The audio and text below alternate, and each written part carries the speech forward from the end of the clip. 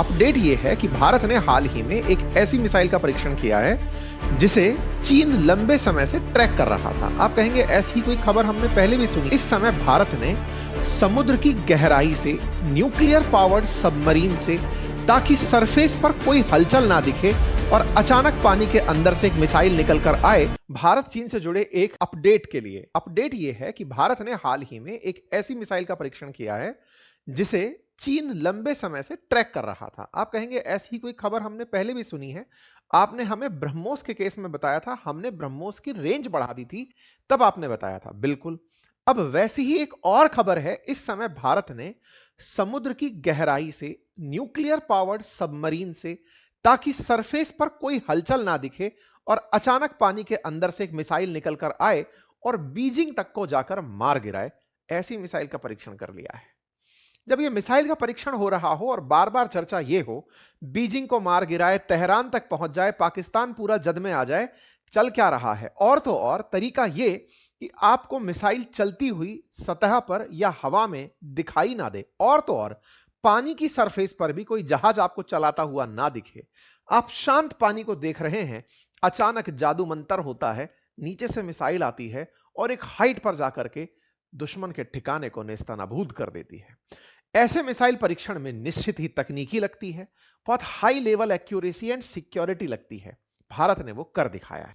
साथियों, इसी क्रोनोलॉजी में हमने समुद्र की गहराई में चलने वाले जहाज, पानी के अंदर चलने वाले पानी के जहाज, जिन्हें डूब कर चलने वाले जहाज यानी पनडुब्बी कहा जाता है, सबमरीन जिन्हें अंग्रेजी में कहा जाता है, वहां से एक मिसाइल चला करके चीन को थकाया है। जी हां साथियों, ये एआई से जनित एक तस्वीर है जिसमें किसी सबमरीन के अंदर से एक K4 मिसाइल बाहर निकलती है, पानी से बाहर निकल करके अपने ठिकाने पर चली जाती है।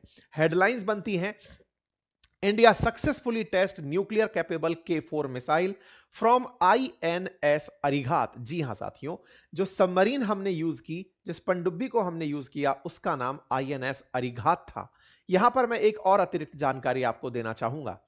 अरिघात अरिहंत मिसाइल सिस्टम की है, अरिहंत सबमरीन श्रेणी की है, और अरिघात के साथ एक और विशिष्टता जुड़ी है, ये खुद न्यूक्लियर कैपेबल है। न्यूक्लियर कैपेबल का मतलब है कि यह न्यूक्लियर रिएक्टर से ईंधन प्राप्त करती है, यानी इसके चलने पर आप इसे ट्रैक नहीं कर सकते।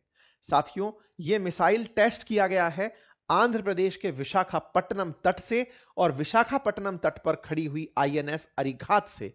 INS अरिघात से जब यह बंगाल की खाड़ी में से चलाई गई तो इसकी रेंज में बीजिंग, शंघाई, शेंगडू जैसी जगह एक साथ रेंज में आ गई, इंक्लूडिंग तेहरान, रियाद, पाकिस्तान के तमाम शहर इसकी रेंज में शुमार हुए। आइए एक एक करके अब सारी जानकारी को डिटेलिंग में लेते हैं। साथियों, चर्चा है INS अरिघात से चलाए हुए K4 बैलिस्टिक मिसाइल सिस्टम की। INS अरिघात से चला हुआ यह मिसाइल 3500 किलोमीटर तक दुश्मन को मार कर सकता है। यह रहा विशाखापट्टनम तट, जो कि आंध्र प्रदेश में है। यहां से ही INS अरिघात नामक हमारी सबमरीन से इसे चलाया गया है। मैं एक बार फिर से याद दिला दूं, भारत में न्यूक्लियर एनर्जी से चलने वाली मिसाइल में अरिहंत और अरिघात फिलहाल सर्विस में है। अरिहंत और अरिघात हमारे लिए कितनी बड़ी उपलब्धि है, इसे आप ऐसे समझिए कि ऑस्ट्रेलिया को फ्रांस डीजल पावर से चलने वाली सबमरीन्स प्रोड्यूस करके दे रहा था कुछ बिलियंस ऑफ डॉलर में, लेकिन अमेरिका ने और ब्रिटेन ने मिलकर, यूके ने मिलकर के ऑस्ट्रेलिया के साथ एक गठबंधन किया, जिसे ऑकुस गठबंधन कहते हैं। ऑस्ट्रेलिया, यूके, यूएस गठबंधन कहते हैं। और उन्होंने ऑस्ट्रेलिया को कुछ बिलियंस ऑफ डॉलर में अपनी तरफ से न्यूक्लियर पावर्ड सबमरीन बनाने के लिए ऑफर किया, जिसके चलते फ्रांस और ऑस्ट्रेलिया के संबंध बिगड़ गए थे। 2 साल पहले यह बहुत बड़ी सुर्खी रही थी। मतलब विकसित राष्ट्र भी जिस सबमरीन को चाहते हैं वो सबमरीन न्यूक्लियर पावर्ड हैं। न्यूक्लियर पावर्ड सबमरीन्स की खासियत यह होती है कि इनके चलाने में, देखिए, सबमरीन बना ही इसलिए जाती है ताकि दुश्मन उसके बारे में कोई जानकारी ना रख सके। मैं कई बार अपने सेशंस में इस बारे में जानकारी देता हूं कि पानी के नीचे जहाज को डुबो के लेकर चलने की जरूरत क्या है, समुद्र खाली है तो ऊपर क्यों नहीं चलाते? क्योंकि ये जासूस बनकर चलती हैं, इन्हें किसी को बिना बताए चलाया जाता है। हो सकता है आपका सबमरीन दूसरे देश की सीमा के अंदर जाकर खड़ा हुआ हो और उन्हें उसके बारे में कोई पता भी ना चले। पता चलता कैसे है? तमाम प्रकार के समुद्र में संवेदी जानकारी ग्रहण करने के यंत्र पटक दिए जाते हैं। सोनार टाइप की चीजें डाल दी जाती हैं, जिनमें साउंड से नेविगेशन और रेंजिंग की जाती है। उसको ट्रैक करने के लिए साउंड का पता क्रिएशन पर होता है या फिर उसकी सतह से साउंड वेव्स के टकराने पर होता है। सबमरीन को पानी में आपने तैरा रखा है, अगर साउंड रेडिएशंस आपने छोड़ी और आपने सबमरीन की सरफेस पर स्टेल्थ टेक्नोलॉजी का इस्तेमाल किया है, यानी कि वो रेडिएशंस को ही अपने साथ पचा ले रही है, यानी रिफ्लेक्ट होकर के वापस वो सोनार तक नहीं पहुंच रही है, तो आपकी सबमरीन का अंदाजा नहीं लगता। नंबर एक। नंबर दूसरा, सबमरीन अगर चलते समय किसी प्रकार की कोई आवाज नहीं कर रही है, साइलेंट चल रही है, बिल्कुल वैसे ही जैसे ईवी चलती हैं गाड़ियां, इलेक्ट्रिक व्हीकल्स चलते हैं, कुछ वैसे ही वो एकदम साइलेंट होकर अगर चल रही है, तो भी दुश्मन उसके बारे में पता नहीं लगा पाते। डीजल पावर्ड में जब सबमरीन्स चल रही होती हैं तो बबल्स बनने का एक डर रहता है। डीजल पावर्ड को बैटरी के साथ लेकर चला जाता है। जब दुश्मन के क्षेत्र में जाया जाता है तो बैटरी से सबमरीन को धकेला जाता है ताकि उसके बारे में जानकारी ना लगे। लेकिन कभी ना कभी तो आपको डीजल के बबल निकालने के लिए बाहर चोंच निकालनी पड़ती है और दुश्मन को उसका पता लग सकता है। इसीलिए डीजल इलेक्ट्रिक से ज्यादा बेहतर न्यूक्लियर पावर्ड को माना जाता है। हालांकि ये कॉस्टली होती हैं लेकिन सुरक्षा में अल्टीमेट होती हैं। यही कारण है कि सबमरीन्स में आजकल दो ही क्लास, डीजल पावर्ड और न्यूक्लियर पावर्ड, चर्चा में है। और जिन देशों के पास न्यूक्लियर पावर्ड सबमरीन होती हैं उन्हें उन्नत तकनीकी वाला देश माना जाता है। भारत अपने पास में कई तरह की सबमरीन्स रखता है, जैसे डीजल इलेक्ट्रिक सबमरीन्स हमारे पास काफी सारी हैं। Kalvari class, Shishumar class, Sindhu Ghosh class की हैं। वहीं अगर हम न्यूक्लियर पावर्ड सबमरीन की बात करें तो हमारे पास अरिहंत क्लास की सबमरीन्स हैं, जिनमें से आईएनएस अरिहंत और आईएनएस अरिघात प्रमुख हैं। इसी अरिघात से हमने K4 मिसाइल चलाई है। यानी कि आपको पहले तो इस सबमरीन के बारे में ही नहीं पता होगा कि ये आपके क्षेत्र में आ गई है, और ये अगर आ गई है तो इसने आपके यहां पानी की गहराई से मिसाइल भी चला दी है। यह आपके लिए किसी चुनौती से कम नहीं होगा। हमारे चैनल पर आप लोग बहुत दिनों से हमारी खबरें सुन रहे हैं, उसके बावजूद भी आधे से ज्यादा लोग ऐसे हैं जिन्होंने चैनल सब्सक्राइब नहीं किया हुआ है। सब्सक्राइब कर लीजिए। हमने विशाखापट्टनम तट से शंघाई को टारगेट किया है। सोचकर देखिए कि ये सबमरीन पहुंच करके चाइना के किसी तट पर ही खड़ी होकर वहीं मिसाइल चला दे तो ये कितने बड़े लेवल का प्रयास होगा। मिसाइल अपने देश से चलाई जाए, इसकी जगह दुश्मन के क्षेत्र में जाकर के ही चला दी जाए और उसे पता भी ना चले, तो उसका सोचकर देखिए कितना बड़ा योगदान डिफेंस में और अटैक में होगा। आने वाले समय में कहा जा रहा है 2026 की शुरुआत में हमारे पास अरिधमान भी होगी, जो कि आईएनएस अरिहंत श्रेणी की ही सबमरीन होगी, जो न्यूक्लियर पावर्ड होगी। इसी अरिघात में लगे हुए मिसाइल सिस्टम से, क्योंकि अल्टीमेटली सबमरीन छुप करके खोजने के लिए नहीं भेजी जाती, अपितु उन्हें अटैक के लिए तैयार किया जाता है, और अटैक के लिए इनसे आईएनएस अरिघात से K4 मिसाइल सिस्टम को तैयार किया गया है। कुछ इस तरह से K4 मिसाइल सिस्टम यहां से निकलेगा और जाकर के निशाने पर लगेगा। मेरे प्यारे साथियों, इसकी खासियत अपने आप में बहुत है। आईएनएस अरिघात पर हमने डिटेल में ऑलरेडी चर्चा की हुई है।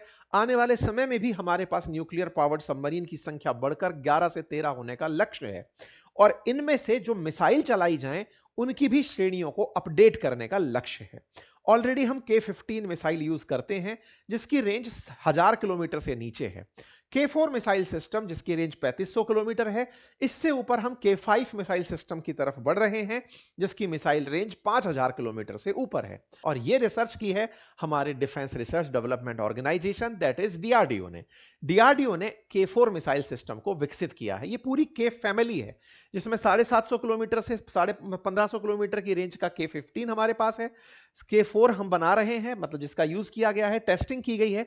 और K5 5000 से 6000 के लिए, और K6 8000 से 12000 किलोमीटर की रेंज में K सीरीज की मिसाइलों का परीक्षण चल रहा है। ठीक है, ये अपने साथ में ये जो ऊपर का वॉर हेड है, यहां पर भर करके बड़ी मात्रा में 2000 किलोग्राम तक न्यूक्लियर वॉर हेड को अपने सिर में भरकर ले जा सकती है। अर्थात सबमरीन न्यूक्लियर है और उसके ऊपर न्यूक्लियर वेपन को भी लाद कर दुश्मन को मारने भेजा जा सकता है।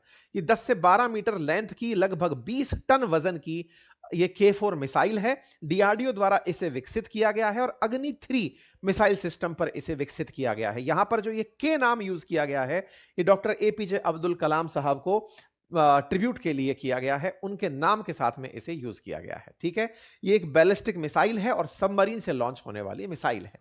तो उम्मीद है कि आप लोग K4 मिसाइल सिस्टम के बारे में जान गए होंगे। तो भारत अब धीरे धीरे अपने आप को न्यूक्लियर ट्रायड के अंदर फोर्टिफाई करता जा रहा है। फिर चाहे आप धरती से चलती मिसाइल देखें, हवा राफेल से चलती देखें या सबमरीन से चलती देखें, और ये सब चलाना हमें इनके लिए है क्योंकि इन सब के ही अंडर में पनप रहे हैं पाकिस्तान, बांग्लादेश जैसे देश। इसीलिए हमारा मिसाइल उपलब्धि में से कंसीडर किया जाएगा। अब जब हम इतना बड़ा उसका गुणगान कर रहे हैं तो चाइना वालों को थोड़ी इसमें मिर्च विर्च लगी क्या?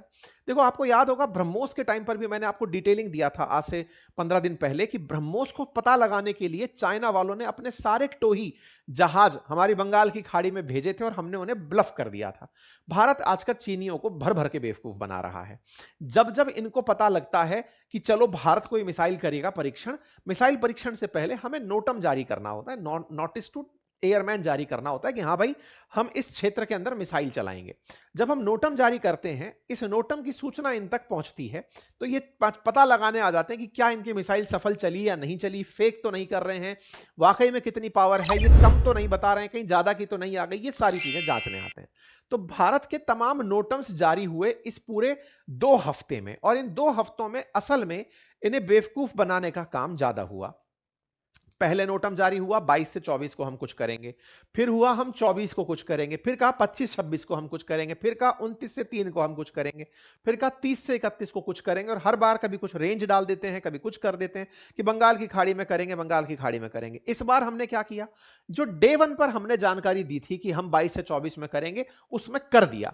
ये ब्रह्मोस के समय से अनुभव लेकर बैठे थे कि पहली बार तो बेवकूफ बनाते हैं, बाकी बार में जाकर करते हैं। इस बार जो हमने पहला नोटम जारी किया था उसी रेंज में हमने मिसाइल परीक्षण कर लिया। तो चीनी लोग थक रहे हैं कि भारत वाले नोटम के नाम पर भी ब्लफ करते हैं, बताते हैं कि हां भाई हम परीक्षण करेंगे, कभी नहीं करते, बताते हैं कर देते हैं। तो ऐसे में पता लगाने के लिए हो सकता है चीन अपना परमानेंट बेस यहां पर बना ले कि भाई मैं यहीं बैठना चाहता हूं।